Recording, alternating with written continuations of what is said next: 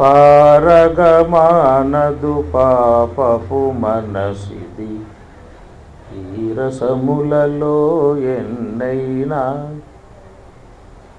నీరజాక్ష ఇది నీమయమేయని ఈ రీతిని తలపీయగదే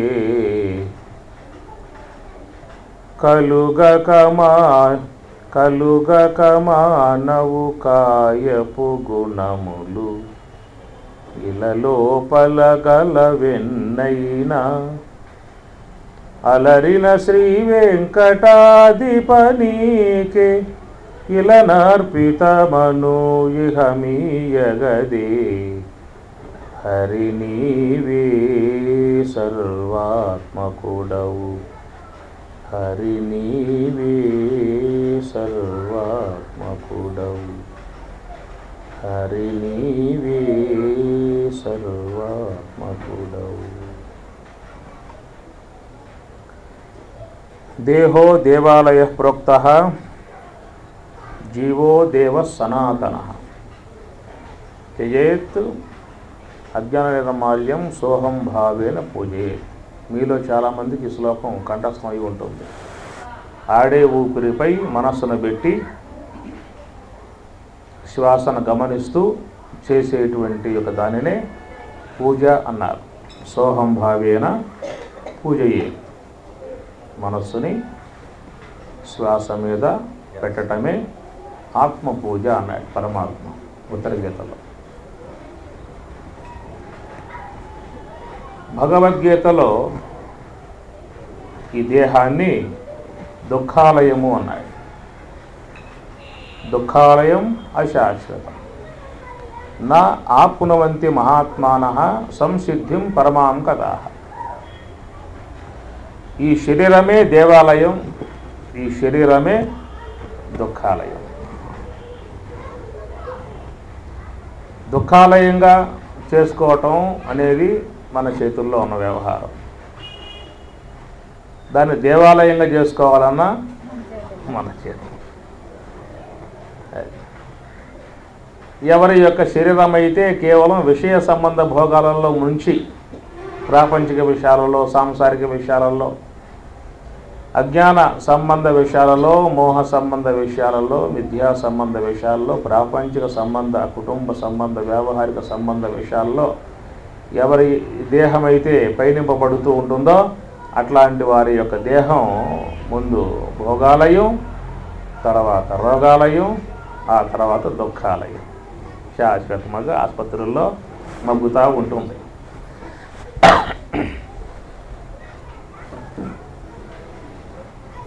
కనుక శరీరాన్ని రోగాలయంగా, దుఃఖాలయంగా, భోగాలయంగా చేసుకోవాలన్న నీ చేతుల్లో ఉన్నది. దాన్ని సోహంభావ ధ్యానం చేసి దేవాలయంగా చేసుకోవాలన్నా కూడా అది మన చేతుల్లోనే ఉన్నదన్నమాట. యథా ఇచ్చేసి తదా కురు గీత అంటున్నమాట. యథా ఇచ్చేసి పరమాత్మ నీకు వస్తువు ఇచ్చాడు, నీవు ఆ వస్తువును కాపాడుకోవటమో పాడు చేసుకోవటమో నీ ఇష్టం అని చెప్పి అన్నాడు. అందుచేత ఎవరైతే మనస్సుని ఇంద్రియాలయమ్మటే పయనింపజేస్తూ ఉంటారో అలాంటి వారి యొక్క శరీరము దుఃఖాలయం అవుతుందని చెప్పి అన్నాడు. దుఃఖాలయం అశాశ్వతం. ఈనాడు ఎంతమంది శరీరం ద్వారా ఎన్ని రోగాలుగా, ఎన్ని అవస్థలు పడుతూ ఉన్నారు. ధ్యానం చేయటం వల్ల మనకు 3 వస్తాయి అన్నమాట. శారీరక ఆరోగ్యము, మానసిక ప్రశాంతత, బ్రహ్మైక్య సిద్ధి. శ్వాస మీద ధ్యాస పెట్టడం వల్ల 3 వస్తాయి. ఏమిటా 3?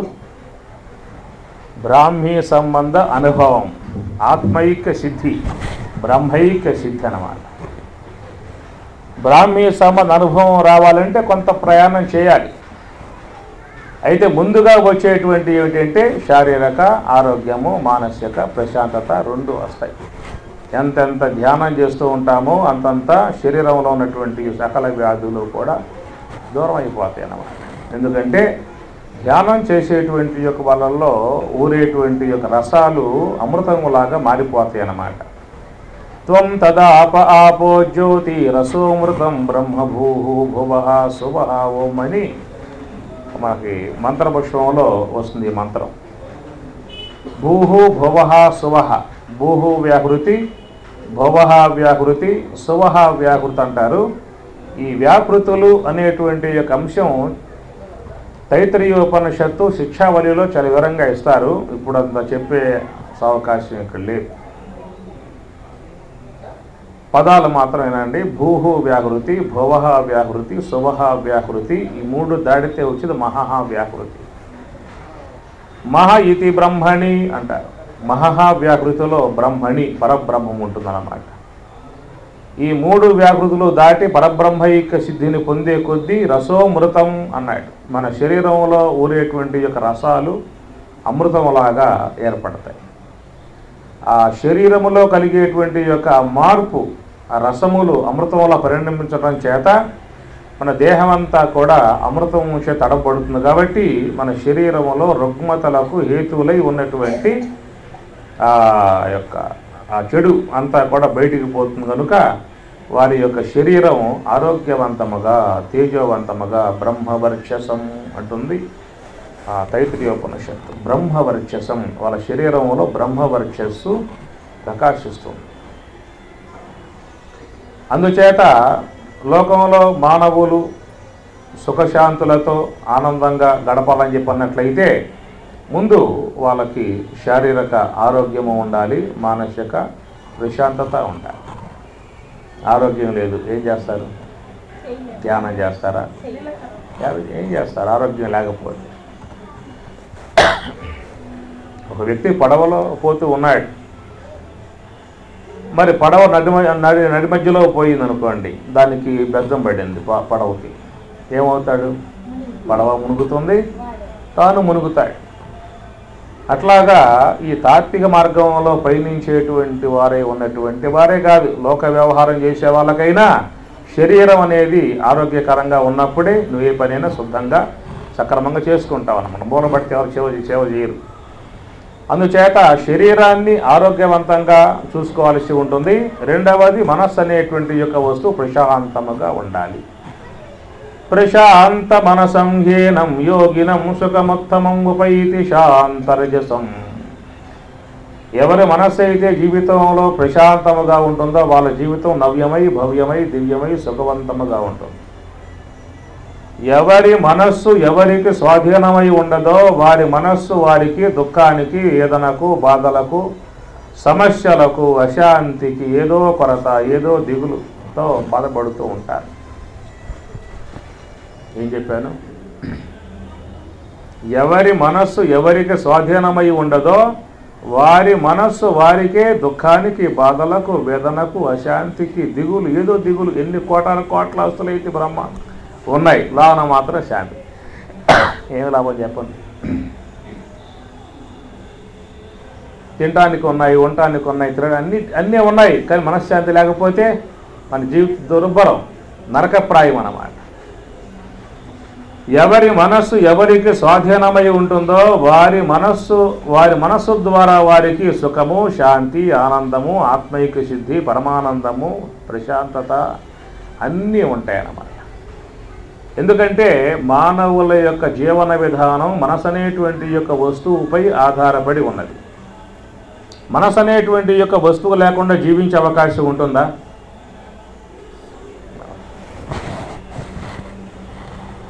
భార్య లేకుండా జీవించవచ్చు, భర్త లేకుండా జీవించవచ్చు, బిడ్డలు లేకుండా జీవించవచ్చు, డబ్బు లేకుండా జీవించవచ్చు, గృహం లేకుండా జీవించవచ్చు. మనసు లేకుండా జీవించే అవకాశం ఉందా? మనసు అనేటువంటి యొక్క వస్తువుతో సంబంధం పడే జీవించాల్సి ఉంటుంది. జీవితం అని చెప్పనంటేనే మనసుతో సంబంధం పడితేనే జీవితం. దాని జీవితం అంట. ఒక వ్యక్తి కోమాలోకి పోయాడు. కోమా అంటే అన్కాన్షియస్. చనిపోయాడా? ఉన్నాడు, మొత్తానికి ఉన్నాడు. ఎందువల్ల అంటే ప్రాణం, బ్రీతింగ్ ఉన్నది కాబట్టి బ్రతికున్నాడు అన్నారు. అది బ్రతుక? బ్రతికి ఉన్నాడు మొత్తానికి, అది బ్రతుకు మాత్రం కాదు. ఎప్పుడు బ్రతుకవుతుంది? అదనమాట. మనస్సుతో జతపడితేనే, మనస్సుతో కలిసి వ్యవహరిస్తేనే దాన్ని బ్రతుకు అంటారు. లేకుంటే కోమాలో ఉంటే బతికున్నాడు, బ్రతుకు కాదు, బతికున్నాడు. అందువల్ల లోకంలో ప్రతి ఒక్క వ్యక్తి కూడా వ్యవహారం చేయాలి అంటే మనసు అనేటువంటి యొక్క వస్తువుతో సంబంధం పడి వ్యవహరించాల్సి ఉంటుంది. అట్లా మనసు అనేటువంటి యొక్క వస్తువుతో సంబంధం పడి వ్యవహరించేటువంటి యొక్క ఆ మనిషి యొక్క జీవన విధానం సుఖవంతంగా ఉండాలి అని చెప్పి అన్నట్లయితే మనస్సు బాగా ఉంటే నువ్వు బాగా ఉన్నట్లు. మనసు బాగా లేకపోయిందా అంటే మనసు బాగోపోయిందిలే నువ్వు బాగా ఉంటా అని చెప్పి అంటావా? కాబట్టి మనసు అనేటువంటి యొక్క వస్తువును కాపాడుకునేటువంటి యొక్క విధానమే ధ్యానం అన్నమాట. మనస్సును బాగు చేసుకుంటే మన జీవితం బాగుపడ్డట్లే. ఈనాడు ఎంతోమంది మనసు అనేటువంటి యొక్క వస్తువు నానా రకాలైనటువంటి యొక్క విషయాల్లో పడవేసి చివరికి సుఖము శాంతి లేకుండా దుఃఖభూయిష్టముగా వాళ్ళు దానిని పాడు చేసుకుంటూ ఉన్నారు. అందుచేత మెడిటేషన్ ధ్యానం యొక్క ప్రధానమైనటువంటి యొక్క ప్రభావం దేని మీద చూపుతుందని చెప్పానంటే ఇప్పుడు చెప్పా మీకు, ఎంతెంత మనం ధ్యానం చేస్తూ ఉంటామో అంతంత శరీరంలో చక్కటి మార్పులు ఏర్పడి శరీరాన్ని ముందు చక్కగా నీకు అనుకూలముగా సుఖ జీవనానికి హేతువుగా మరి ఆ యొక్క ఎలాంటి అనారోగ్యం లేకుండా దేహాన్ని సంరక్షణ చేయటం ప్రధానాంశముగా ముందు బాధ్యత ధ్యానం స్వీకరిస్తే, రెండవ బాధ్యత మనసు అనేటువంటి యొక్క వస్తువుని చక్కగా దానిని నీ అధీనంలో పెడుతుంది. ఆప్నోతి స్వరాజ్యం ఆప్నోతి మనసస్పతిం వాక్పతి చక్షుష్పతి శ్రోత్రపతి విజ్ఞానపతి ఏతత్తతో భవతి ఆకాశ శరీరం బ్రహ్మ సత్యాత్మ ప్రాణారామం మన ఆనందం శాంతి సమృద్ధం అంటుంది తైత్రీయోపనిషత్తు 6వ అనువాకం. తైత్రీయం చాలా మంచి ఉపనిషత్తు ఇది. ఆప్నోతి స్వరాజ్యం. ఇప్పుడు మనలో మనోరాజ్యం ఉందా, ఆత్మరాజ్యం ఉందా? మన సెమ్మటే మనం పోతూ ఉన్నామా, మన వెంబటే మనస్సు వస్తూ ఉందా? అదే మనస్సు ఏ వైపుకు లాకపోతూ ఉంటే ఆ వైపుకల్లా పోతూ ఉన్నాడు. డాక్టర్ వద్దకు పోయాడు, చెకప్ చేయించుకున్నాడు. డాక్టర్ వద్దకు పోతే వాళ్ళు అడుగుతారు ముందుగా 2 ఉన్నాయా అని చెప్పి అడుగుతాడు. ఏమిటా 2?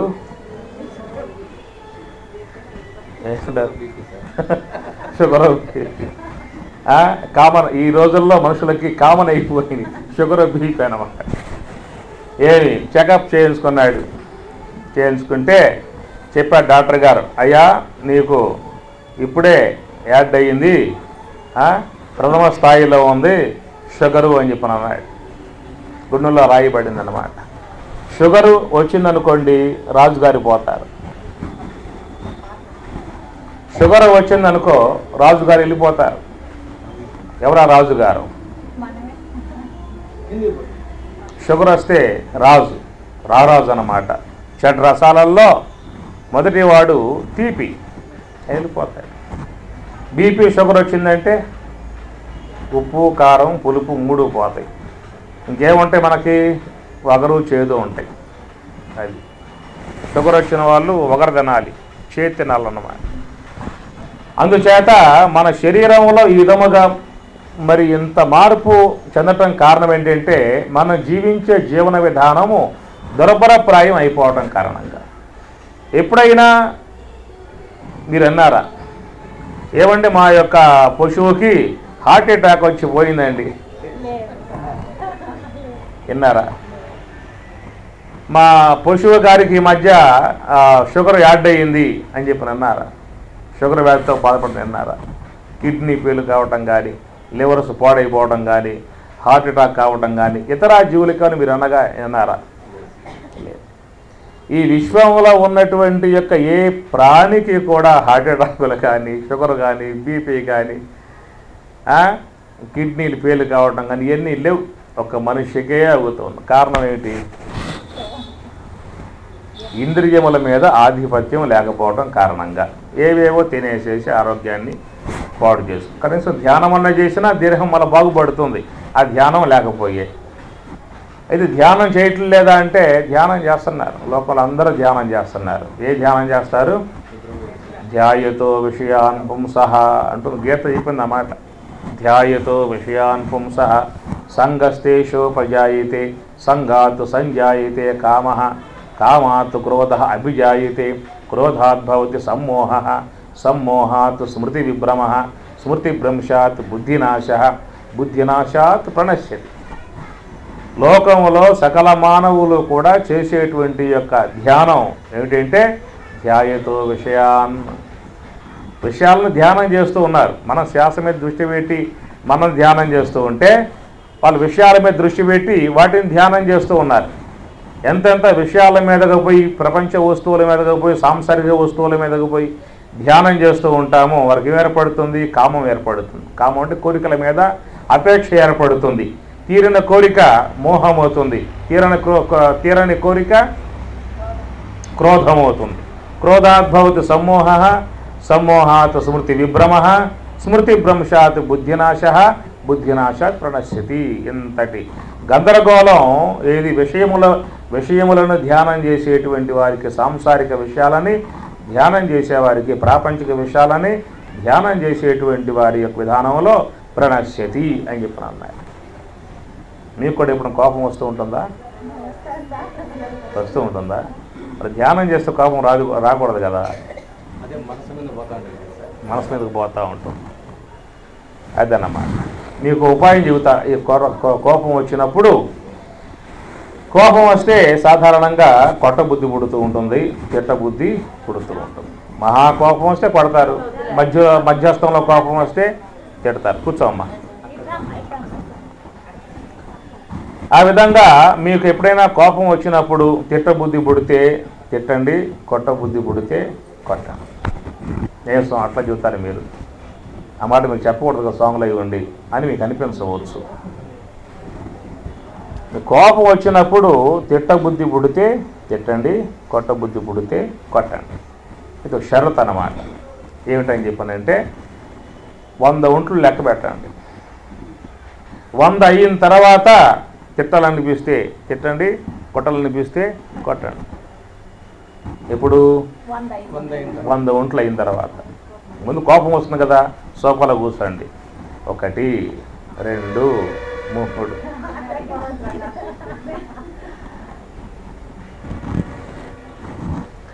మనసు అనేటువంటి యొక్క వస్తువులో ఉండేటువంటివి గుణాలు. మనస్సు అనేటువంటి స్టోర్ రూమ్ అన్నమాట. దాంట్లో అనేక జన్మలుగా చేసేటువంటి కర్మవాసనలన్నీ కూడా ఆ మనస్సులో ఉంటాయి.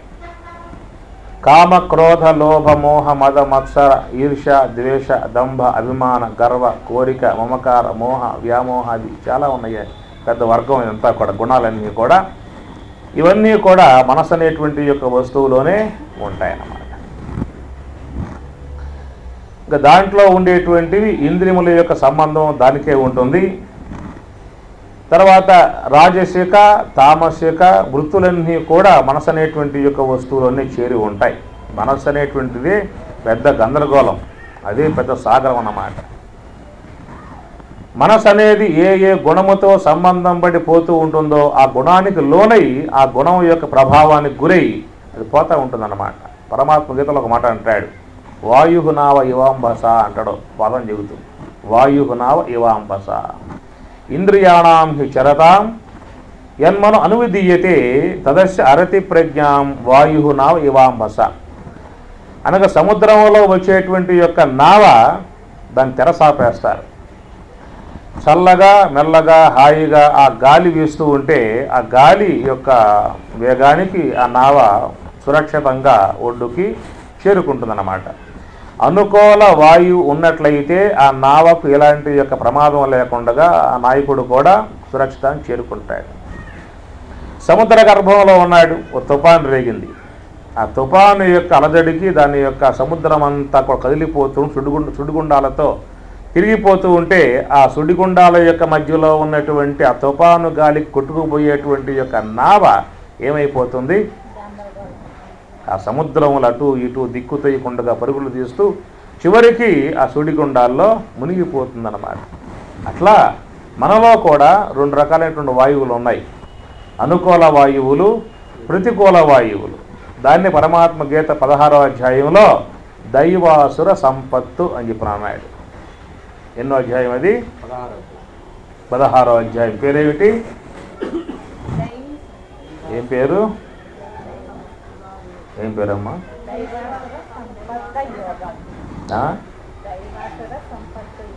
కనీసం పదాలను నేర్చుకోండి. విషాద యోగం, సాంఖ్యయోగం, కర్మయోగం, జ్ఞానయోగం, ఆత్మ సంయమ యోగం, విజ్ఞాన యోగం, పదాలు ఉన్నాయి గీతలో. దైవాసుర సంపత్తి విభాగ యోగ అన్నాడు. దైవీ గుణాలు, ఆసురీ గుణాలు మనలో ఉన్నాయన్నమాట. దైవాసుర సంపద గుర్తుపెట్టుకోండి. మీరంటూ ఉంటారు మాకు చాలా సంపద ఉందని చెప్పి అంటూ ఉంటారు. ఆ సంపదలను 2 రకాలు విభజించారు. స్థిరాస్తులు, చరాస్తులు అని చెప్పి అన్నారు. స్థిరాస్తులు అంటే ట్రాన్స్ఫర్ అయ్యాడు, ఎక్కడికో పోవాలి హైదరాబాదు, స్థిరాస్తులు పట్టుకుపోలేడు అంటే ఫ్లాట్లు, భూములు, మామిడి చెట్లు, దానిమ్మ చెట్లు పెట్టుకోవాలి. ఆ స్థిరాస్తులు అక్కడ పెట్టుకోవాల్సిందే. చరాస్తులు అంటే ఇంట్లో ఉన్నటువంటి సామాన్లు, బల్లలు, మంచాలు, కంచాలు, బ్యాంక్ బ్యాలెన్స్ ఇవన్నీ పట్టుకుపోవచ్చు అన్నమాట. అట్లా మానవుడు లోకంలో తన ఆస్తులకు 2 పేర్లు పెట్టుకున్నాడు. స్థిరాస్తులు అని, చరాస్తులు అని చెప్పేసి. వాస్తవికంగా చూస్తే ఈ లోకంలో తాను ఏవైతే అనుకుంటూ ఉన్నాడో అవన్నీ కూడా చరాస్తులే. ఏదో పూట వదిలిపెట్టి వెళ్ళిపోవాల్సింది. పోతూ పోతూ పట్టుకుపోయే అవకాశం పరమాత్మ ఇచ్చాడా? అట్లా పట్టుకుపోయే అవకాశం ఉండి పట్టుకుపోతే ఇప్పుడు ఇక్కడ ఉండే భూమి మీద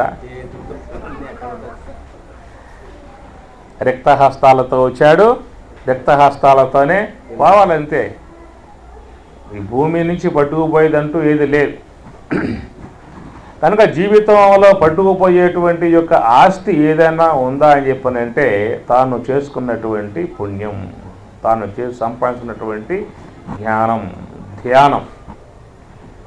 పాపం సంపాదించుకుంటే అది పట్టుకుపోవాల్సింది. ఏనాడైనా ఈ దేహాన్ని వదిలి వెళ్ళిపోవటం తథ్యం. ఆ పోయేనాడు తన సూక్ష్మ దేహములో, మనస్సులో ఉన్నటువంటి జ్ఞానం ఉన్నదా, జ్ఞానం పట్టుకెళ్తాడు. పుణ్యం ఉన్నదా, పుణ్యం పట్టుకెళ్తాడు. బాగా ధ్యానం చేసి ఉంటే, యోగం చేసి ఉంటే ఆ యోగ సంస్కారమే పట్టుకెళ్తాడు.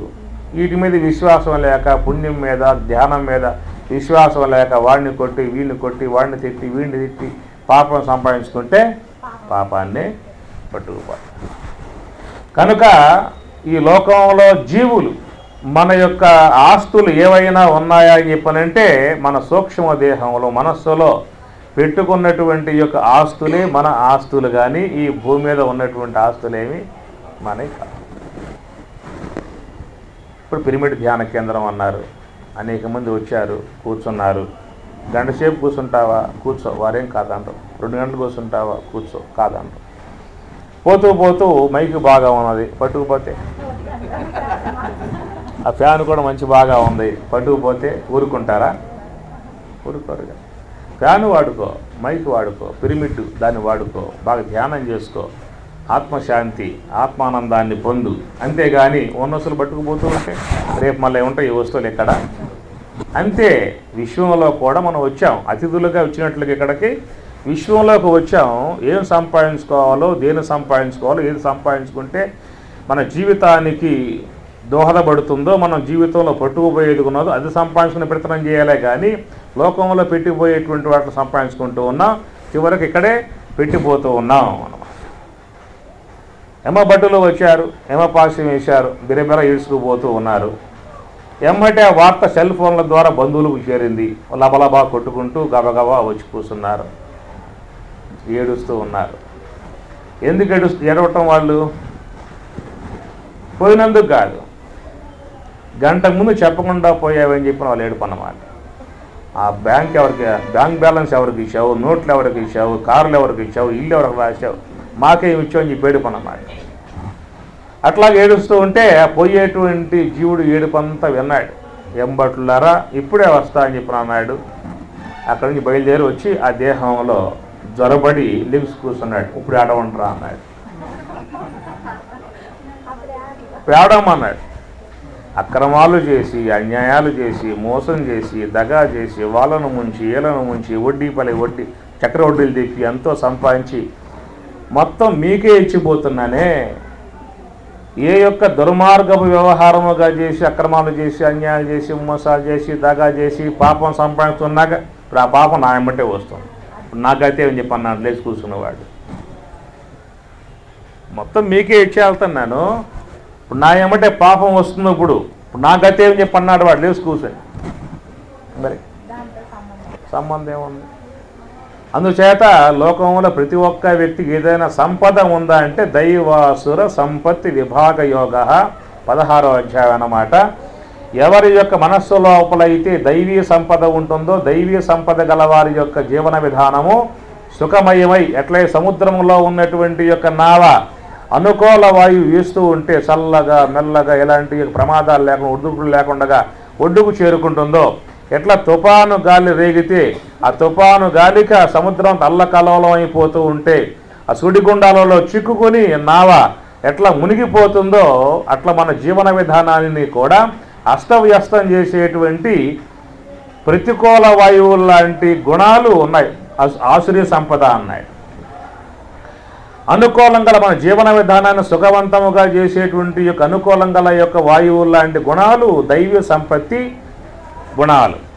అభయం సత్వ సంశుద్ధి జ్ఞానయోగ వ్యవస్థితి దానం దమశ్చ యజ్ఞశ్చ స్వాధ్యాయ తప ఆర్జవం అహింస సత్యం అక్రోధ త్యాగ శాంతి అపైషణం దయా భూతేషు అలోలత్వం ఆర్ధవం హ్రీహి అచాపలం తేజ క్షమ ధృతి శౌచం అద్రోహో నాతివానిత భవంతి సంపదం దైవీ అన్నాడు పరమాత్మ. ఇదంతా కూడా దైవీ సంపద అని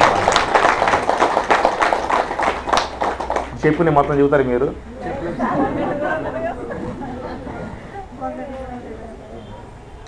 దైవీ సంపత్తి విమోక్షాయ నిబంధాయ సురీమత అన్నాడు పరమాత్మ. దైవీ సంపత్తి విమోక్షాయ, దైవీ సంపద మోక్ష మార్గానికి హేతువై ఉంటుంది. ఆసురీ సంపద నిబంధాయ బంధించేదిగా ఉంటుందన్నమాట. ఆసురీ సంపద అంటే దంభో దర్పోభిమానశ్చ క్రోధ పారుష్యం ఏవచ అజ్ఞానం చ అభిజాతశ్చ పార్థ సంపదం. ఆసురీ ఇంకా చాలా వర్గం చాలా ఉంది. కౌరవుల సైన్యం చాలా ఉంటుంది, పాండవుల సైన్యం కొంచెమే ఉంటుంది. ఆసురీ సంపద చాలా ఉంటుంది, దైవీ సంపద కొంచెంగా ఉంటుంది. అయినా దైవీ సంపద ఉంటే ఆ ప్రక్క పరమాత్మ ఉంటాడు, ఆసురీ సంపద ఉంటే దుర్యోధనుడు ఉంటాడు. అదన్నమాట. మొత్తం లేరు చివరు. కౌరవులు చివరు కూడా మిగల్లా, పాండవులు మాత్రం మిగిలారు. అందుచేత మనలో ఉన్నటువంటి యొక్క దైవీ గుణములు అనేటువంటివి దైవీ సంపద, శమము దమము తపహ స్తౌషం ఆర్జవం, ఇవన్నీ కూడా ఎవరి యొక్క మనస్సు అయితే అంతర్ముఖమై పరమాత్మను చేరుకుంటూ ఉంటుందో, ఎవరి మనస్సు అయితే ఇంద్రియముల యొక్క సంబంధాన్ని వీడి శ్వాస మీదే ధ్యాస కలిగి అంతర్ముఖమై పరమాత్మ వద్దకు పయనిస్తూ ఉంటుందో, పరమాత్మ వద్దకు పయనించేటువంటి యొక్క మనస్సు లోపల దైవీ సంపద చేరుతూ ఉంటుంది అన్నమాట. ఏం చెప్పాను? ఎవరి మనస్సు అయితే హంస ద్వారా అనుసంధానం కలిగి అంతర్ముఖమై, నిన్న మీకు మొన్న చెప్పాను, పరమాత్మను చేర్చేటువంటి యొక్క వస్తువు హంస అయితే, ప్రపంచాన్ని చేర్చేటువంటి యొక్క వస్తువులు ఇంద్రియాలు. రెండు చెప్పుకొచ్చా మొన్న ఉపన్యాసం. పరమాత్మను చేర్చేటువంటి యొక్క వస్తువు హంస, ప్రపంచాన్ని చేర్చేటువంటి యొక్క వస్తువులు ఇంద్రియాలు. ఎందువల్ల అని చెప్పానంటే, ఎందువల్ల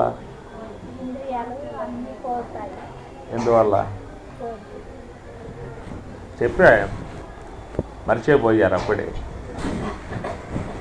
పంచభూతాల నుండి ఇంద్రియాలు పుట్టాయి కాబట్టి ప్రపంచ వస్తువుల్ని చేరుస్తూ ఉంటాయి కదనమాట. పంచభూతాలంటే అదనమాట. ఆరో భూతం లేదు, ఉన్నాయి మొత్తం ఐదే. పృథివీ, జలము, అగ్ని, వాయువు, ఆకాశం, 5 పంచభూతాలు. మనకున్న ఇంద్రియాలు ఆరో ఇంద్రియం ఉందా? ఎందువల్ల 5 ఉన్నాయి? పంచభూతాలు 5 కాబట్టి ఆ పంచభూతాల నుండి ఆవిర్భావం అయ్యాయి కాబట్టి పంచభూతముల నుండి ఆవిర్భావం అయినటువంటి యొక్క ఇంద్రియములు పంచభూతముల యందలి పంచ విషయాలనే విషయం చేస్తూ ఉంటాయి. పంచభూతాలలో ఉన్నటువంటి విషయాలు ఏమిటి? ఆ శబ్ద, స్పర్శ, రూప, రస, గంధము. శబ్ద, స్పర్శ, రూప, రసము, గంధం అన్నమాట. కనుక ఈ పంచ ఇంద్రియములు ప్రపంచ స్వరూపాన్ని తెలియజేస్తాయే కానీ పరమాత్మ స్వరూపాన్ని తెలియజేసేటువంటివిగా లేవు. అందువల్ల పారమార్థికమై ఉన్నటువంటి, చైతన్యమై ఉన్నటువంటి, ఆనందాత్మికమై ఉన్నటువంటి, నామరూపరహితమై, సర్వాధారమై, సర్వాధిష్టానమై, సచ్చిదానందమై, ఆనందాత్మికమై ఉన్నటువంటి యొక్క బ్రహ్మమును పొందేటువంటి యొక్క పొందింపజేసేటువంటి యొక్క విధానం దేంట్లో ఉన్నది?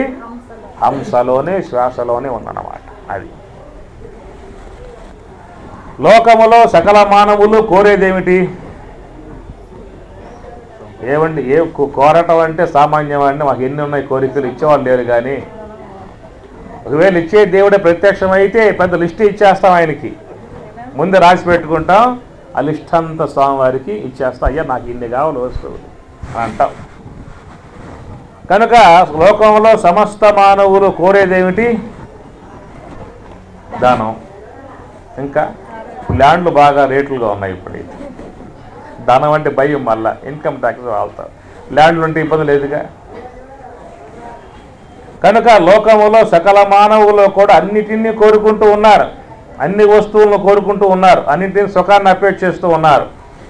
అయితే సమస్త విషయాలు ఏవైతే సకల మానవులు కోరుకుంటూ ఉన్నారో అన్నింటి యొక్క, అన్ని కోరికల యొక్క, అన్ని వస్తువులు కోరుకోవడంలో గల ఉద్దేశం ఏమిటి? ఆనందంగా ఉండాలి, శాంతిగా ఉండాలి, సుఖంగా ఉండాలి. ఇది సకల మానవుల యొక్క సంపూర్ణమై ఉన్నటువంటి కోరిక అన్నమాట. ఆనందంగా ఉండాలి. గుడికి వెళ్ళారు, అభిషేకం చేశారు, టెంకాయలు కొట్టారు, పండ్లు ఇచ్చారు, స్వామివారికి అభిషేకాలు చేశారు. చివరిలో నమస్కారం చేస్తారు స్వామివారికి. అయ్యా స్వామి, మాకు దుఃఖాలు కావాలి, బాధలు కావాలి, రోగాలు కావాలి, వేదనలు కావాలి, సమస్యలు కావాలి, ఇవ్వండి అనరా?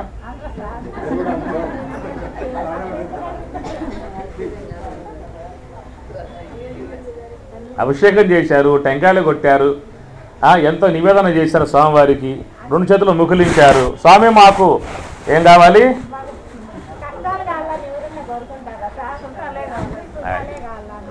కనుక భగవంతుని సేవించినా కూడా కోరేది ఏమిటంటే, స్వామి మేమందరం కూడా మా ఇంటెల్లపాది ఆనందంగా, సుఖముగా, శాంతిగా, ఎలాంటి యొక్క మానసిక ఒత్తిళ్ళు లేకుండా, ఎలాంటి కలతలు లేకుండా అందరం కలిసి ఆనందముగా ఉండే విధానంగా అనుగ్రహించండి అని చెప్పనంటారు. అంతే కదా కోరేది. నువ్వు ఏ దేవతనైనా, ఏ గుడికి పోయినా, అయ్యప్ప స్వామిని కోరినా, అమ్మవారిని కోరినా, ఎవరిని కోరినప్పటికీ కూడా నువ్వు జీవితంలో కోరతావు. ఏం కోరతావు? ఆనందంగా ఉండాలి అని చెప్పాను. అందరి యొక్క అపేక్ష ఏమిటంటే ఆనందంగా ఉండాలి, సుఖంగా ఉండాలి, శాంతిగా ఉండాలి. అయితే నువ్వు కోరేటువంటి యొక్క ఈ ఆనందం ఏ ఫ్యాక్టరీలో ఉత్పత్తి అవుతుంది? ఇప్పుడు హార్లిక్స్ ఉన్నది, లేకపోతే కాంప్లెయిన్ ఉంది, కొనుక్కుంటే బలం వస్తుంది తాగితే. ఆనందం కావాలి మనకు ఇప్పుడు. కాబట్టి ఏ ఫ్యాక్టరీ వాళ్ళు ఉత్పన్నం చేసి మనకు అమ్ముతూ ఉన్నారు? మనం జీవితంలో అందరూ చిన్న పిల్ల, గుడ్డి, గుని అందరూ కూడా రాష్ట్రపతి గారిని, పిల్లల గారిని, పెద్దవాళ్ళ అందరూ కోరేదే ఆనందమే. ఎవరు కోరినా ఆనందమే. ఆనందం కోసం కానీ ఏ పని చేసినప్పటికీ కూడా. అర్థమవుతుందా? లోకంలో ఎవరు ఏ పని చేసినప్పటికీ కూడా ఆనందం కోసంగానే చేస్తారు. అయితే ఆనందం అనేటువంటి దాన్ని అపేక్షించేటువంటి యొక్క వస్తువు మనకి లభ్యం కావాలంటే ఎక్కడికి పోతే లభ్యమవుతుంది? ఆలయానికి పోయావు, అమ్మవారిని సేవించాడు, అనుకున్నది లభ్యం కాలేదు, వదిలిపెట్టేసేసి. ఇరుముడు ధరించావు, అయ్యప్ప 40 మండలం కాలం పాటు దీక్ష వహించావు, అయ్యప్ప కొండకు పోయించాడు, అనుకున్నది లభ్యం కాల, ఆ దుఃఖాలు తొలగిపోవాలా. తర్వాత భవానీ దీక్ష అని చెప్పి అమ్మవారి దీక్ష, విజయదుర్గమ్మ గారి బెజవాడ అన్నమాట. ఆ దీక్ష ధరించాడు. 40 రోజులు మండలం కాలం పాటు దీక్ష పాటించాడు. ఇరుముడు ధరించి అమ్మవారి దగ్గరికి పోయి మొక్కు తీర్చుకున్నాడు. ఆ దుఃఖాలు పోవాలి. దుఃఖాలు ఉన్నాయిగా, ఎందుకు ధరించడం? దీక్షలో ఉన్న దుఃఖాలు పోవటానికి అన్నమాట, ఆనందం రావటానికి. ఆ ఆనందం ఏమో రావటం లేదు, ఈ దుఃఖాలేమో పోవటం లేదు. అయ్యప్ప దీక్ష అయిపోయింది, భవాని దీక్ష అయిపోయింది, ఆంజనేయ స్వామి దీక్ష అయిపోయింది, అయ్యప్ప స్వామి దీక్ష అయిపోయింది. ఎవరి తర్వాత మనకి?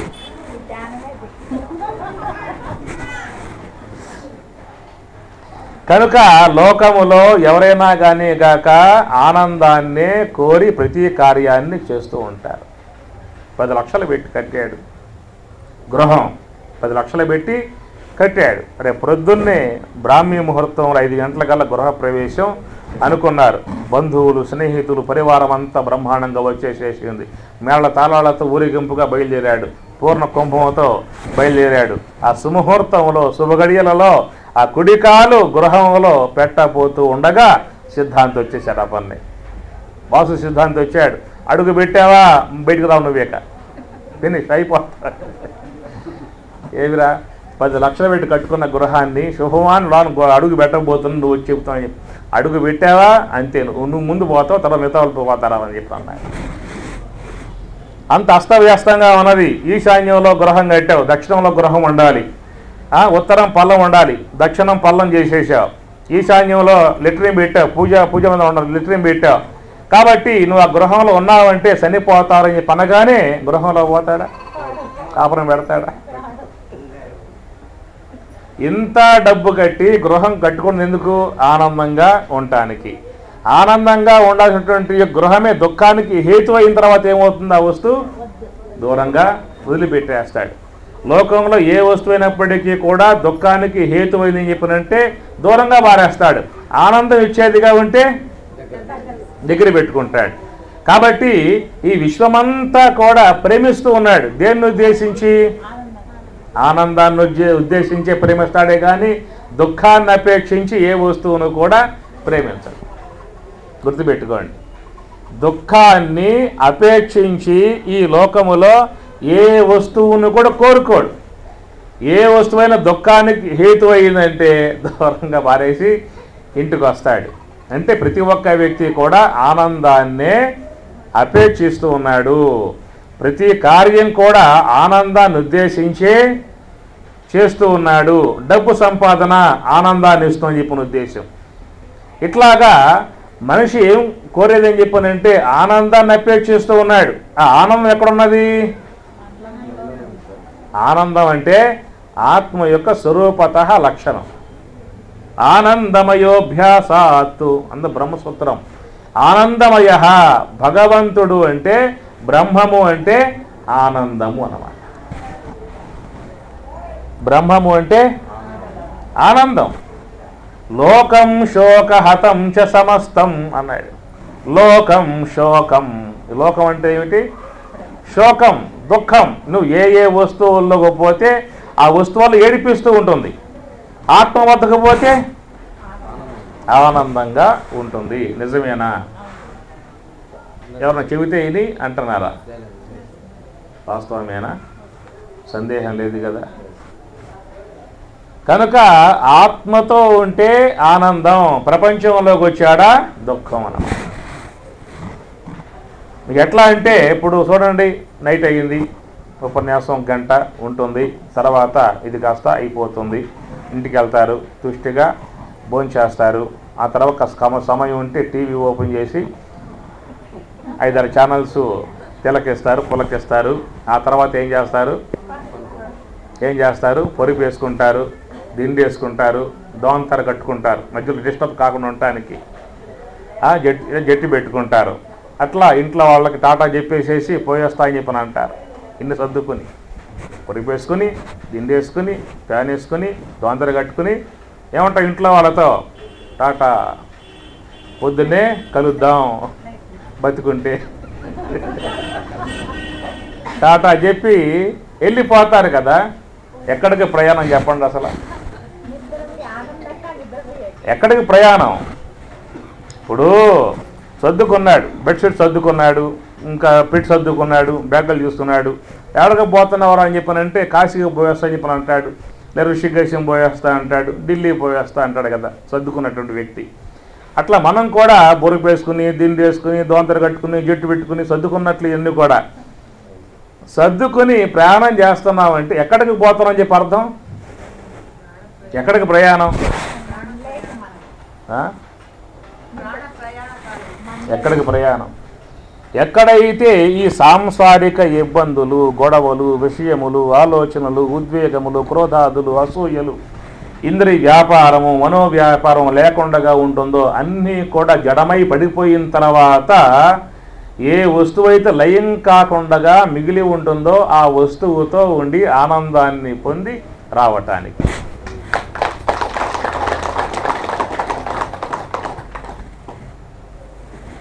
కాబట్టి ప్రతి ఒక్క వ్యక్తి లోకంలో తెలుసో తెలియకో ఆత్మ యొక్క సుఖాన్ని కోరే ప్రయాణం చేస్తూ ఉన్నాడు. ఏం చేస్తూ ఉన్నాడు? ప్రయాణం చేస్తూ ఉన్నాడు. ఎక్కడికి? ఎక్కడే మనస్సు లేదో జ్ఞానేంద్రియాలు, కర్మేంద్రియములు, అంతరేంద్రియములు, ఆలోచనలు, డ్రీమ్స్, కలలు, గిలలు మొత్తం లయమైపోవాలి.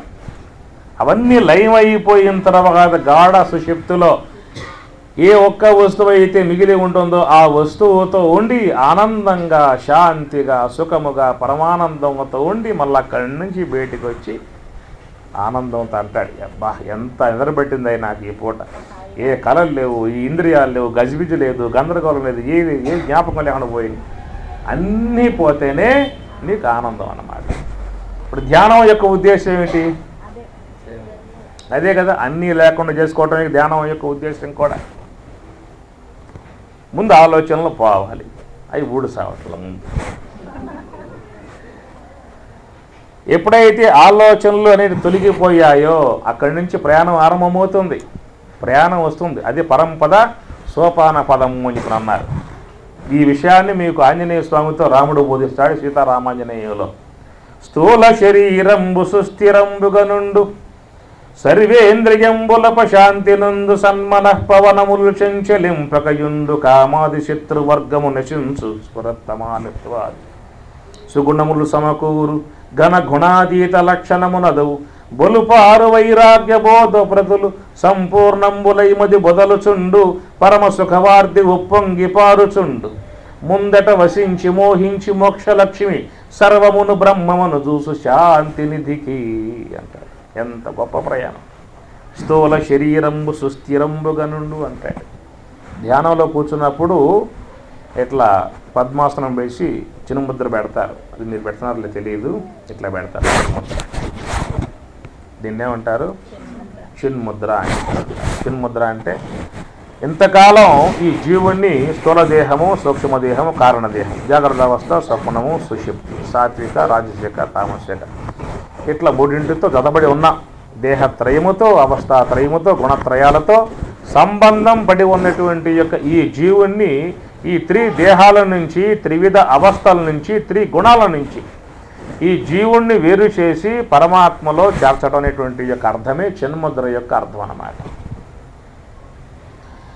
ఆ విధముగా ఎప్పుడైతే చిన్ముద్రదారులై పద్మాసనాశీలురై మనసు అనేటువంటి యొక్క వస్తువుని హంసతో జతపరిచి అంతర్ముఖులై పయనిస్తారో ధ్యానం చేసేటప్పుడట ఆ మనసు అనేటువంటి యొక్క వస్తువు హంసలో విలీనమై పరమాత్మ యొక్క ఆనందంలో మునక వేసే కొద్దీ స్థూల శరీరంబు సుస్థిరంబుగా నుండు అంటారు.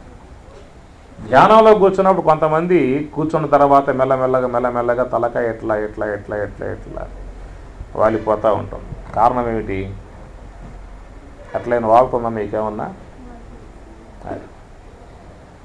ధ్యానంలో కూర్చున్న తర్వాత ఆ విధముగా ధ్యానంలో నుంచి మనసు అనేటువంటి యొక్క వస్తువు నిగ్రహించినప్పుడు ఆ తర్వాత ఏమో తెలియకుండా మనకి ఈ శరీరం మీద పట్టు జారిపోతుందన్నమాట. శ్వాస మీద నిఘా తొలగిపోతుంది. ఆలోచనల్లో మునక వేస్తారు. తర్వాత నిద్రలోకి ఉపక్రమిస్తారు. ఎప్పుడైతే మనసు అనేటువంటి యొక్క వస్తువు నిద్రలో మునక వేసిందో, నిద్రలోకి మునిగిపోయిందో ఎమ్మటే వారి యొక్క శరీరం అవయవాలన్నీ కూడా కుంచుమబడుతూ ఉంటాయి. ఆ తలకాయ కూడా వాలిపోతూ ఉంటుందన్నమాట. చాలామంది భావిస్తారు, నేను ధ్యానంలోకి పోయానండి, నాకేమీ తెలియకుండా పోయింది, అది యోగ సమాధి ఏమో అని చెప్పి అంటూ ఉంటారు. యోగ సమాధి కాదు, నిద్ర. ఎప్పుడైతే ధ్యానం నీకు బాగా కుదురుతుందో నీ దేహం కూడా స్టడీ అవుతుంది బాగా.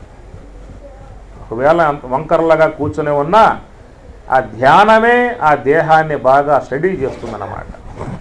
ధ్యానం చేసే వాళ్ళకి అర్థం బాగా కుదిరిన వాళ్ళకి అర్థమవుతుంది ఆ విషయం. స్థూల శరీరంబు సుస్థిరంబుగనుండు సర్వేంద్రియంబుల ప్రశాంతి నుండు అన్నాడు. ఎప్పుడైతే శరీరం యొక్క బాధ నీకు లేదో, ఆ శరీరం ఉన్నదా లేదనే భావం ఏర్పడుతుంది. ఎంతెంత మనస్సు అంతర్ముఖమై లోన ఆత్మతో పరమాత్మతో అనుసంధానం కలిగి ఉంటుందో అప్పుడు నీకు శరీరం మీద నీకు ఎలాంటి యొక్క భావం లేకుండగా, శరీరం మీద ఎలాంటి యొక్క స్పర్శ లేకుండగా ఆ శరీరాన్ని పూర్తిగా మరిచిపోయే విధానం ఏర్పడుతుంది. అనగా దేహమును మరచి ఉండుటయే, తనువుని మరచి ఉన్నటువంటి యొక్క భాగాన్నే తన్మయత్వము అని చెప్పని అంటారు. తన్మయత్వం అంటే తనువుని మరచి ఉండుట అని చెప్పిన అర్థం ధ్యానంలో వస్తుంది. ఆ విధముగా మనసు అనేది ఆత్మ యొక్క ఆనందాన్ని పొందే కొద్దీ సర్వేంద్రియంబుల ప్రశాంతి నందు, సర్వేంద్రియముల యందు కూడా చలనం లేకుండా పోతుంది అన్నాడు. సన్మన పవనములు చెంచలింపకయుండు. ఎంతెంత మనసు అనేది ఆత్మతో ఐక్యమును పొందుతూ ఉంటుందో శ్వాస కూడా బాగా సూక్ష్మంగా ఆగిపోతూ ఉంటుంది. ఎంతెంత మనస్సు ఆగుతూ ఉంటుందో అంతంత శ్వాస కూడా తగ్గుతూ ఉంటుంది. ఈ శ్వాస మనస్సు రెండు కూడా పూర్తిగా ఆగిపోవటాన్నే ఏమంటారు?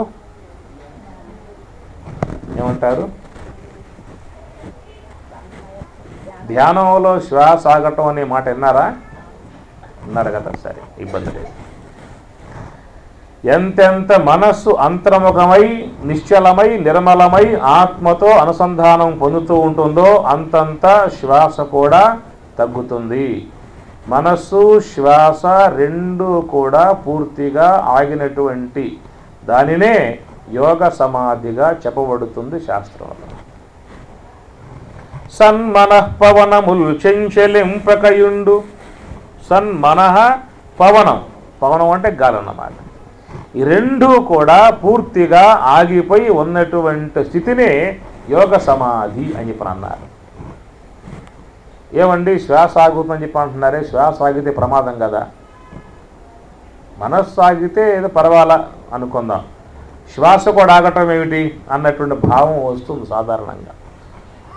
లోకంలో సకల మానవులకు మనస్సు అనేటువంటిది ఆగటం ఉంటుంది, శ్వాస అనేది కూడా ఆగటం ఉంటుంది. అయితే మనసు అనేది ఎప్పుడు ఆగుతుంది, శ్వాస ఎప్పుడు ఆగుతుంది? ఏమ్మా?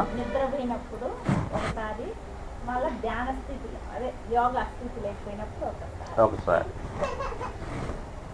లోకములో అన్నాను, సకల మానవులు అని చెప్పి అన్నాను, ధ్యానపరులు అని చెప్పి అనలా. లోకములో సకల మానవులకు మనస్సు అనేది ఎప్పుడు ఆగుతుంది, శ్వాస అనేది ఎప్పుడు ఆగుతుంది?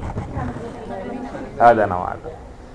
కాబట్టి మనస్సు అనేటువంటిది ఆగితేనేమో దాన్ని సుషుప్తి అవస్థ అనే పేరు పెట్టారు.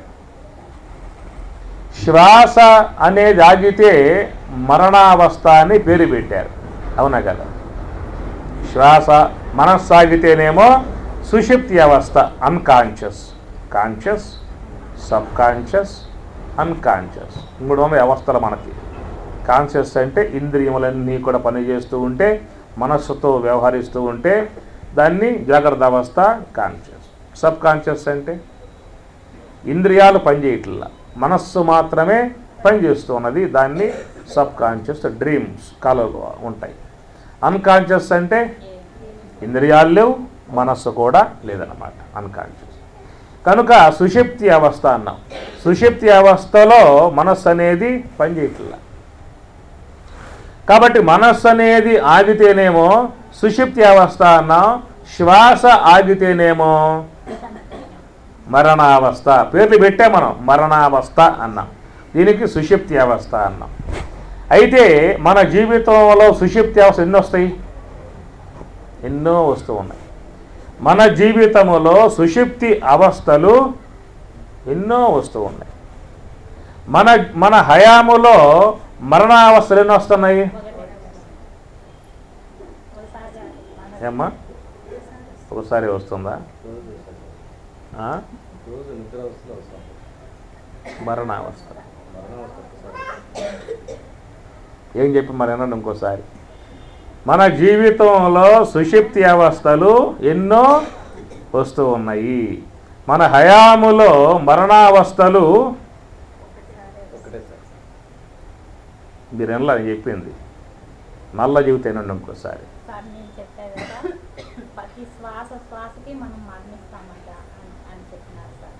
అది ఇంకోసారి చెబుతాం. మీకు వెళ్ళాలి ఏమన్నా జగ సర్దుకు కూర్చున్నారు ఉంటావా? మధ్యలో వెళ్ళిపోతావు.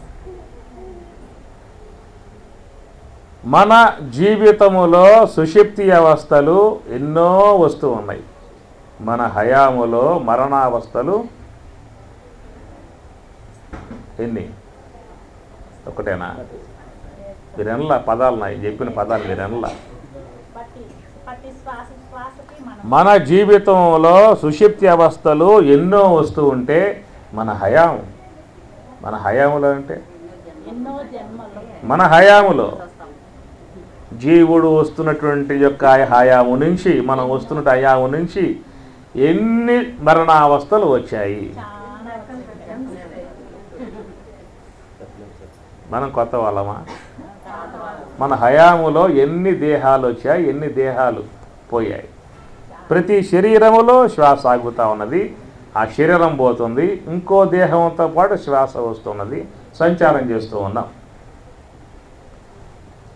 మరణావస్థకి సుషుప్తి అవస్థకి ఉన్న వ్యత్యాసం ఏంటని చెప్పనంటే, ఈ దేహాన్ని వదిలి ఈ దేహమే ధరించి వచ్చి వ్యవహరిస్తే సుషుప్తి అవస్థ అని చెప్పని అన్నాం. ఈ దేహాన్ని వదిలి ఇంకో దేహాన్ని ధరించి వస్తే మరణావస్థ అన్నాం. అంతే వాటి పేర్లు అన్నమాట. ఈ దేహం వదిలేం, ఇదే దేహం ధరించి వచ్చి వ్యవహరిస్తూ ఉన్నాం, దాన్ని సుషుప్తి అవస్థ అన్నాం. ఈ దేహం వదిలేసాం, ఇంకో దేహం ధరించి వచ్చాం, దాన్ని ఏమంటాం? అది మరణావస్థ అన్నాం.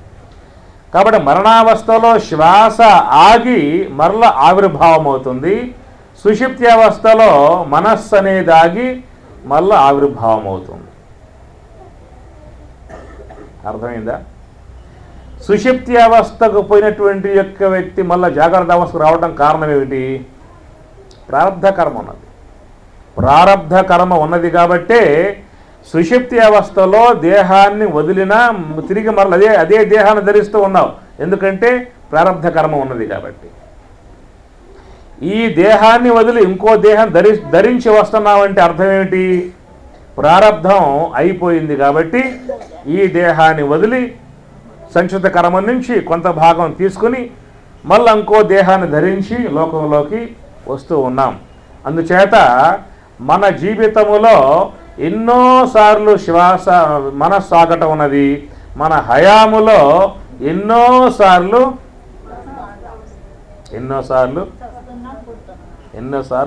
శ్వాస ఆగటం జరిగింది. మన జీవితంలో ఎన్నోసార్లు మనస్సు ఆగటం ఎట్లా జరిగిందో అట్లా మన హయాములో ఎన్నోసార్లు శ్వాస ఆగటం కూడా జరిగిందన్నమాట. కొన్ని ఇప్పుడున్న దేహం నుంచి శ్వాస ఆగదా? ఆగుతుంది. ఏదో పూట చెప్పకుండా నువ్వు భోంచేస్తూ ఉన్నప్పుడు నడుస్తూ ఉన్నప్పుడు ఊరుకుందనుకో, ఏం చేస్తావు నువ్వు? శ్వాస ఆగిపోతే ఏం చేస్తా? మనిషి అంటే గాలి బ్రతుకు.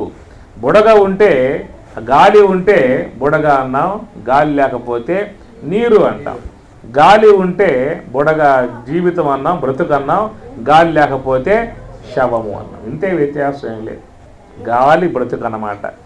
మనం ఈనాడు ఏవైతే పెట్టుకున్నామో సంపాదించుకున్నామో ధన కనక వస్తు వాహనములు ఐశ్వర్యములు భోగభాగ్యముల కోటాను కోట్ల ఆస్తులన్నీ కూడా బిల్డింగులు కానీ ప్లాట్లు కానీ బంధువులు కానీ స్నేహితులు కానీ అందరూ అన్నీ కూడా ఈ గాలి అనే పునాది మీద ఉన్నాయి.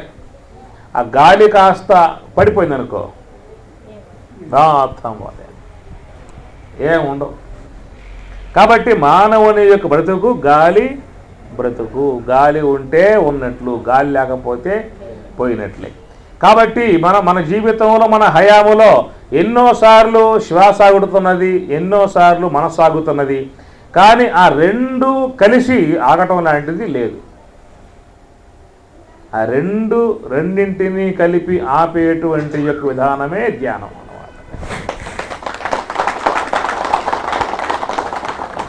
ఆ రెండు కలిసి ఆగితే అది యోగ సమాధి అన్నారు. ఇదాగితే సుషుప్త అవస్థ అన్నాం, ఇదాగితే మరణావస్థ అన్నాం.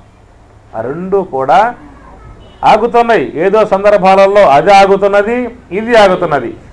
రెండు కలిసి మాత్రం ఆగటం వల్ల. నువ్వు కలిపింది ఎప్పుడు ఆగటానికి? ఈనాడే పత్రిజీ మహారాజా మహాత్ములు లాంటి వాళ్ళు చెప్పారు కాబట్టి ఆ శ్వాసమే ధ్యాస పెట్టాం అన్నమాట. అసలు పెట్టింది ఎప్పుడు దాని మీద? లేచినప్పటి నుంచి పడుకోబోయేదాకా, పుట్టినప్పటి నుంచి చనిపోయేదాకా తిందామా, విందామా, కందామా? కాసేపు ధ్యానములో ఉందామా అనిపిస్తుందా? తిందామా, విందామా, కందామా? కనటం అంటే చూస్తాంలే. అందామా, విందామా, కందామా? ఏం చెప్పాను? అందామా అంటే దీనికంటే తిందామంటే పెడతాడు నేను. తిందామా, అందామా, విందామా, కందామా? కాసేపు ధ్యానంలో ఉందామా? ఎవరు చెప్పలా? సోహం యొక్క సూత్రం చెప్పలా. చుట్టూ ఉన్నాయి. లేచామంటే తిందామా, విందామా, చూద్దామా? ఇట్లా పోతున్నామే కానీ కాసేపు ఆ అంశం మీద, శ్వాస మీద దృష్టి పెట్టి ధ్యానములో ఉందాం అనేటువంటి యొక్క భావన గురువు చెప్పందే, మహాత్ములు చెప్పందే, సాధువులు చెప్పందే, మహాత్ములు చెప్పందే ఆ మార్గం రాదన్నమాట. కాబట్టి లోకములో సకల మానవులు అపేక్షించేటువంటి ఏ ఆనందమైతే ఉన్నదో ఆనందాన్ని సమృద్ధిగా, సమగ్రముగా పొందింపజేసేటువంటి యొక్క విధానం ఒక హంస సూత్రము ద్వారానే లభ్యమయ్యే విధానం అనేటువంటిది ఉందన్నమాట. నువ్వు ఎన్ని మేడల కట్టు, మిద్దెల కట్టు, కోటాను కోట్ల ఆస్తులు బ్యాంకులో పెట్టి, స్విచ్ బ్యాంకులో పెట్టి, ఆ బ్యాంకులో పెట్టి, ఈ బ్యాంకులో పెట్టి, నీ పేరల్లో ఉంటాయి అంతే. కాబట్టి ఇవన్నిటినీ కూడా వ్యక్తి సంపాదించుకుంటున్నాడు. వీటిల్లో ఆనందం వస్తుంది, కోటాను కోట్ల సంపాదిస్తే ఆనందం వస్తుంది, బిల్డింగ్లు కడితే ఆనందం వస్తుందేమో అనేటువంటి యొక్క భావంలో పోతున్నాడే కానీ ధ్యానములో ఉంటే ఆనందం వస్తుంది అనేటువంటి యొక్క సూత్రం లోకంలో తెలియదు వాళ్ళకి. ఏం చెప్పాను?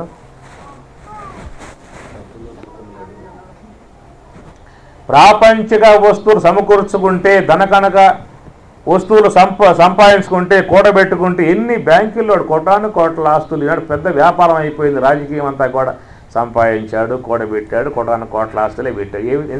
ఏం చేసుకుంటా వాటిని?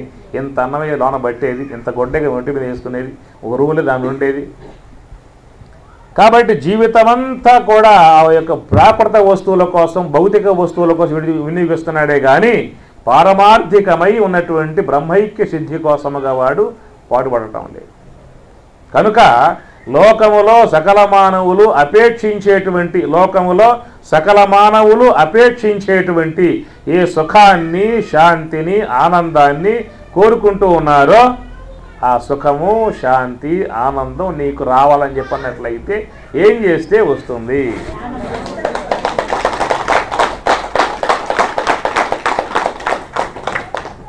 అంతే. నీకు ఆత్మతో అనుసంధానాన్ని పొందుతూ వస్తుంది. ఆత్మ యొక్క సొత్తు ఆనందం అంటే ఆత్మస్వరూపం. లేదు, ఆమె ఎప్పటి నుంచో చూస్తూ ఉంది.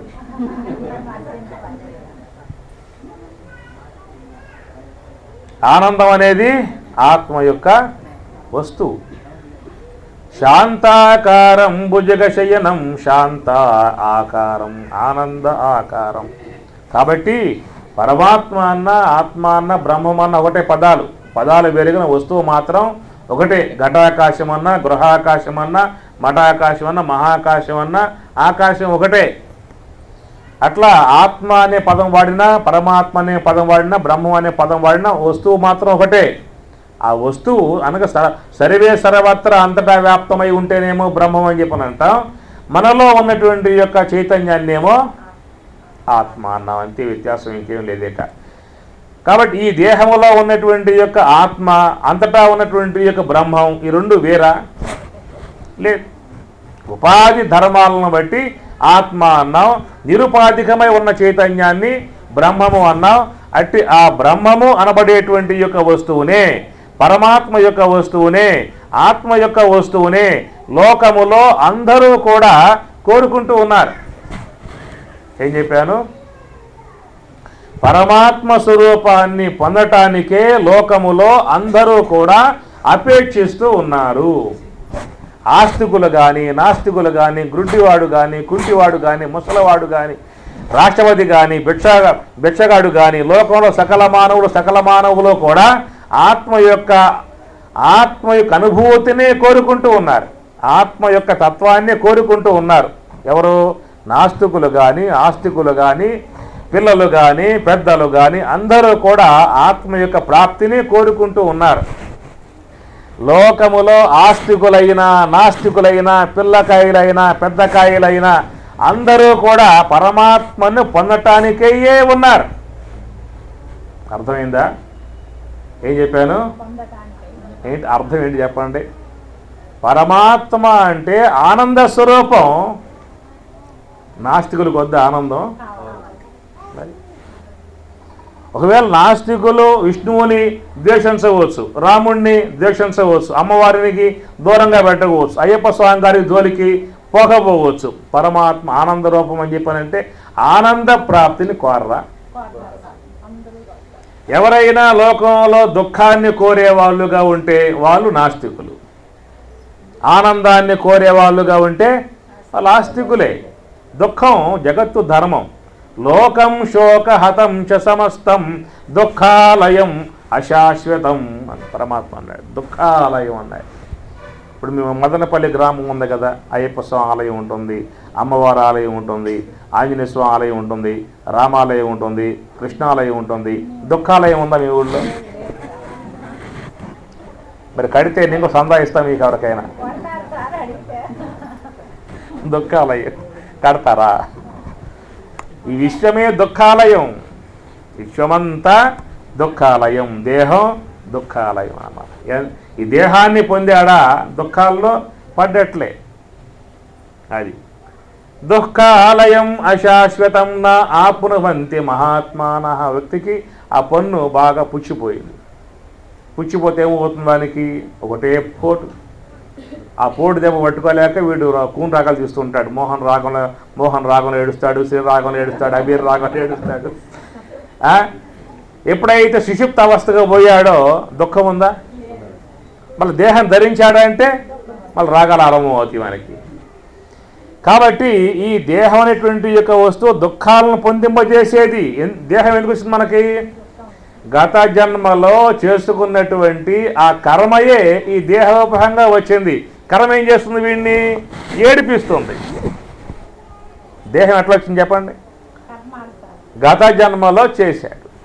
ఇష్టం లేకపోయినా కష్టమైనా చేశాడు. తప్పని తెలుసు వీడికి, అయినా చేస్తూ ఉన్నాడుగా.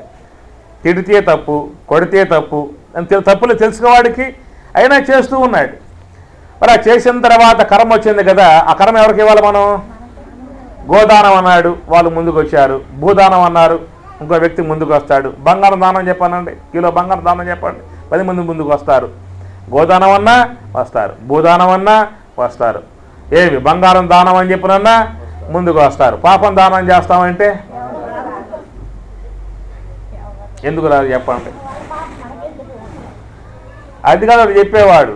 నా మూటలు పెద్ద మూటలు ఉన్నాయి, నీ మూటలు ఏం పోసేది?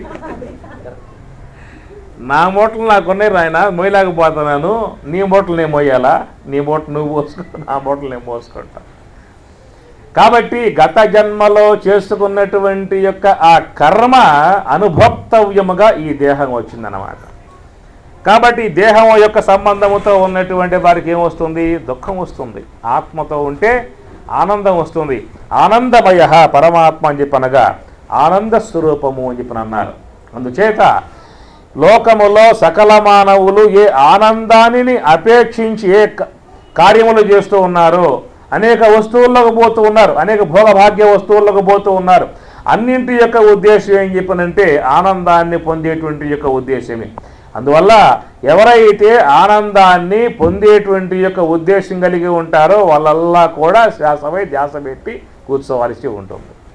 ఎందువల్ల అంటే ఆ శ్వాస పరమాత్మ స్వరూపాన్ని పొందింపజేసేదిగా ఉన్నది కాబట్టి, ఆ పరమాత్మ ఆనందరూపుడై ఉన్నాడు కాబట్టి, ఎవరైతే దుఃఖాలను అపేక్షించేటువంటి వాళ్ళే ఉన్నారో వాళ్ళల్లో కూడా ఇంద్రియాలను పట్టుకుని బయటికి పోవాల్సి ఉంటుంది, ప్రపంచాన్ని ఆస్వాదించాల్సి ఉంటుంది. కాబట్టి ధ్యానం ద్వారా వచ్చేటువంటి దానం ఏంటని చెప్పానంటే 3 చెప్పుకొచ్చిందాక మీకు: శారీరక ఆరోగ్యము, మానసిక ప్రశాంతత, 3వది ఆనంద సిద్ధి. శాంతి సమృద్ధమమృతం ఇది ప్రాచీన యోగ్యోపాస్వ అంటూ దైత్యోపనిషత్తు. శాంతి సమృద్ధం, ఆనందం సమృద్ధం, సుఖం సమృద్ధం అని చెప్పిన. ఎవరైనా జీవితంలో సుఖాన్నే కోరతారు. సుఖం దుఃఖమాగంతుకంబై తోచుచుండు, సుఖము స్వాభావికము నాకు సూర్యవర్య అంటారు రాముడు ఆంజనేయ స్వామితో. దుఃఖమాగంతుకంబై, బయట నుంచి వచ్చే దుఃఖం, నీ లోపల నుంచి వచ్చేది సుఖం, ఆనందం. ఆత్మ నుంచే ఆనందం రావాల్సి ఉంటుంది, ప్రపంచం నుంచి దుఃఖం రావాల్సి ఉంటుంది. ఎందువల్ల చెప్పానంటే ప్రపంచం అన్నాం, పంచభూతాత్మికము ప్రపంచము, ప్రకృతి అని చెప్పినన్నాం. అనగా ప్ర సత్వగుణము, కురు రజోగుణము, తి తమో గుణం. ఈ త్రిగుణాత్మికమై ఉన్నటువంటిది ప్రకృతి. త్రిగుణములు జీవుణ్ణి బంధిస్తాయి, దుఃఖాల్లో పడవేస్తూ ఉంటాయి. అందుచేత పరిణామశీలమై, మిథ్యామాత్రమై, కల్పితమై, నామరూప సహితమై, మాయా కార్యమై ఉన్నటువంటి యొక్క వస్తువే జగత్ అన్నమాట. జగత్ ఏమిటి? ఇది మాయా కార్యం. మాయా కార్యం అంటే మరుక్షణంలో మాయమైపోతుంది. యా మాస సా మాయ అన్నారు. ఏది లేదో అదే మాయ అన్నమాట. ఉన్నట్లుగా తోస్తూ ఉంటుంది, వాస్తవికంగా లేదు. మమ మాయా దురత్యయ మామేవయే ప్రపద్యంతే మాయాం ఏతాం తరంతితే. మమ మాయా దురత్యయ అన్నాడు. నా మాయ దాటడం అసాధ్యము. నన్ను ఆశ్రయించావు అనుకో, నీకు మాయ అనేది ఉండదని చెప్పి అన్నాడు. మమ మాయ దురత్యయ. ఇంటికి పోయారు, గేటు వద్దకు పోయారు, గేటు ఎట్లా కొట్టారు. ఇంట్లోంచి సింహం వస్తుంది, గ్రామ సింహం. కొన్ని గృహాల్లో ఉంటాయి, పెద్ద పెద్ద ఉంటుంది. అది పైన పడిందా అని చెప్పానంటే కండలు పీకి పారేయటం. మరి లోనకు పోవాలి, ఎట్లా పోవాలి చెప్పండి? ఇంటి యజమాని వస్తే ఆ కుక్క ఆయనతో ఉంటే ఏం చేయదన్నమాట. 2 ఉన్నాయి మార్గాలు ఇక్కడ. యజమానితో ఉన్న ఆ కుక్క ఏం చేయదు, యజమానిగా ఉన్న ఆ కుక్క ఏం చేయదు. ఎట్లా ఉంటే? యజమానిగా ఉన్నామనుకో ఆ కుక్క ఏం చేయదు, యజమానితో అట్లా కూడా ఏం చేయదు అన్నమాట. యజమానితో ఉండటం ఎట్లా, యజమానిగా ఉండటం ఎట్లా?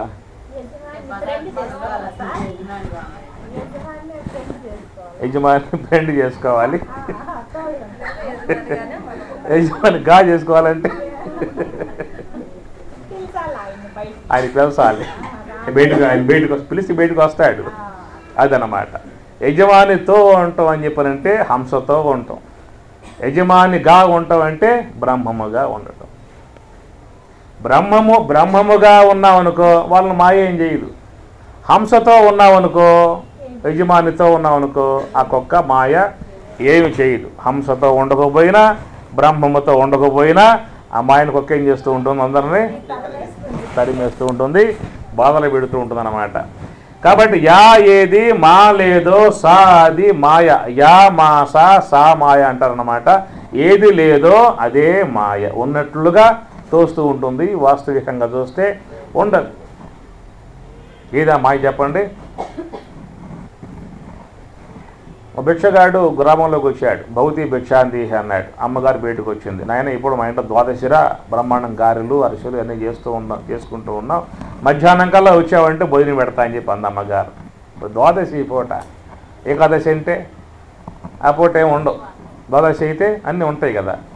మధ్యాహ్నం కల్లా గ్రామంలో భిక్షాటం చేసి ఇంటికి వచ్చాడు. అమ్మగారు పెట్టింది పుష్టిగా ఏలు పెడితే అంత వరకు బాగా తినేసేసాడన్నమాట. తినేసేసి ఆ భుక్తాయాసంతో పోతూ ఉన్నాడు. కొంతలకు పోయిన తర్వాత పెద్ద మర్రి చెట్టు ఉంది. ఆ మర్రి చెట్టు కింద చిన్న దెమ్ముంటే నడవలేక అవస్థ పడుతున్నాడు భుక్తాయాసంతో. ఆ మూట ఉంది కదా, భిక్ష తెచ్చుకున్న మూట తల కింద పెట్టుకున్నాడు దిండులాగా. అట్లా పడుకున్నాడు. కునుకుపాట్లో నిద్రలోకి పోతూ ఉండగా అనిపించింది వానికి, మనకెందుకు ఈ ఉంచే వృత్తి, ప్రతి ఇంటికి పోతే వాళ్ళు పోని తిడుతూ ఉంటారు, కొడుతూ ఉంటారు.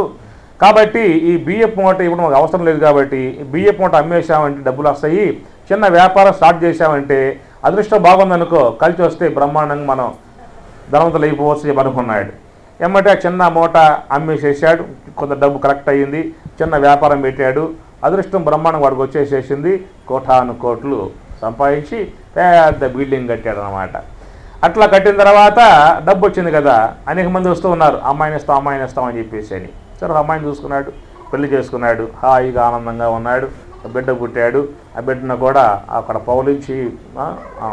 పౌలించి ఆ విధంగా ఆడిస్తూ ఉంటే ఇంతలో కరెంటు పోయిందన్నమాట. అంత అమ్మగారు, ఏమయ్యా బిడ్డకు బాగా ఉక్కబోస్తున్నది, కొంచెం జరుగు అని చెప్పి అంత వాడు జరిగాడు. ఆ జరగటం అంతా ఏమైపోయింది, అమాంతం కింద పడ్డాడు. అమ్మ ఏడబడ్డాడు, ఏడ కింద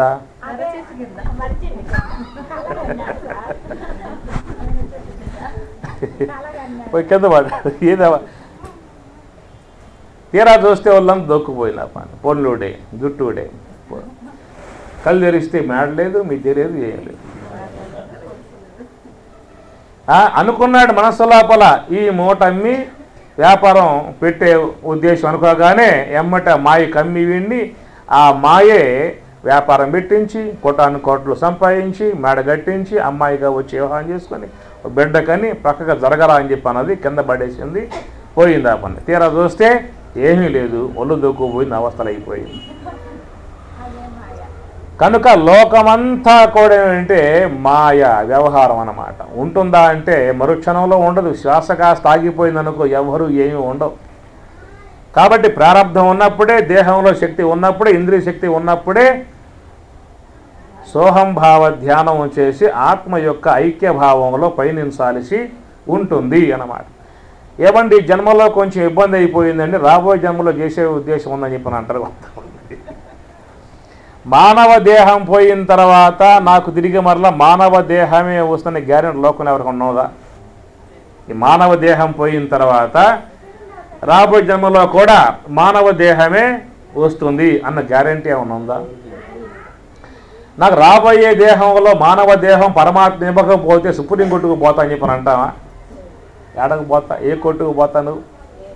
కాబట్టి జన్మ అనేది చాలా విలువైనది. సుకృతం ద్వారా వచ్చింది. మన శతకోటి జన్మ సుకృతై పుణ్యై వినా నలభ్యతే. కాబట్టి అలాంటి యొక్క మానవ జన్మ ఉన్నప్పుడే, శక్తి ఉన్నప్పుడే, ఇంద్రియపడత్వం ఉన్నప్పుడే, దేహపడత్వం ఉన్నప్పుడే గురువుల యొక్క ఆశ్రయం కలిగి చక్కగా హంస యొక్క సూత్రాలను ఆశ్రయించి ధ్యానం చేయగలిగితే ఈ జన్మలోనే మోక్షాన్ని పొందే విధానం ఏర్పడుతుంది. ఈ జన్మలోనే మోక్షాన్ని పొందాలి. ఏ జన్మలోకి పోయినా మోక్షాన్ని పొందే అవకాశం లేదు. ఈ లోకంలో 83,99,999 రకాల జీవులు ఉన్నాయి. ఏం చెప్పాను? ఇప్పుడు చెప్పిన సంఖ్య. భూచరములు, కేచరములు, జలచరములు, జలంలో సంచరించేవి కానీ, భూమి మీద సంచరించేటువంటివి కానీ, ఆకాశంలో పోయేవి కానీ, మొత్తం ఏంటని చెప్పానంటే 83,99,999 రకాలు విశ్వంలో ఉన్నాయి. కోళ్ళు, పిల్లులు, పందులు, నక్కలు, తోడలు ఐటమ్స్ అన్నమాట. ఒక్కొక్క ఐటమ్ వల్ల కోటాను కోట్లు ఉంటాయిలేండి ఐటమ్స్. కనుక ఈ విధముగా ఉన్నటువంటి 83,99,999 రకాల గల జీవులలో చిట్ట చివరి జన్మ, కట్టకడబడి జన్మ ఏ జన్మ? మానవ జన్మ బుద్ధి వికాసం కలిగి, జ్ఞాన వికాసం కలిగి, విచక్షణా జ్ఞానం కలిగి, విచారణా జ్ఞానం కలిగి, జ్ఞానము, విజ్ఞానము, సుజ్ఞానము, ప్రజ్ఞానము, ఆత్మజ్ఞానం అన్నీ కూడా పొందగలిగేటువంటి అవకాశం గల దేహం ఒక మానవ దేహం అన్నమాట. ఇతర దేహాలలో కేవలం తిందామా, పడుకుందామా, కందామనే భావాలే కానీ ఆత్మజ్ఞానాన్ని పొందేటువంటి అవకాశం భగవంతుడు ఇతర దేహాలలో అవకాశాన్ని ఇవ్వలేదు.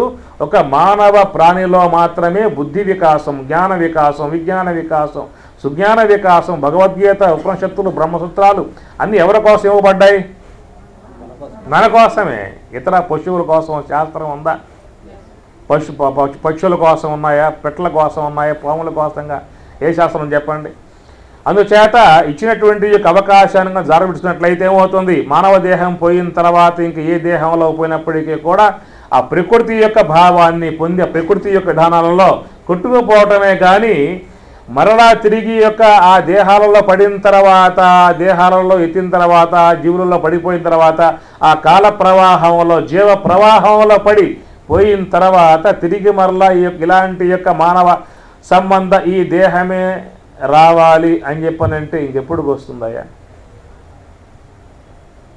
అదొక చీకటి మార్గం. అసూర్యా నామతే లోకా అంధేన తమసావృతా తాన్ తే ప్రేత్య అభిగచ్చంతి ఏకేచ ఆత్మహనః జనాః అంటాడు ఈశావాస్యంలో. ఆత్మహనః జనాః అన్నాడు. ఆత్మహనః అంటే ఆత్మహంతకులట. ఆత్మహంతకులు అన్నాడు. ఆత్మ చచ్చిపోయే వస్తువా? మరి ఏంటి ఆత్మహనః అంటే అర్థం? ఆత్మ అంటే మనస్సుకు అర్థం, ఆత్మ అంటే సూక్ష్మదేహానికి అర్థం అన్నమాట.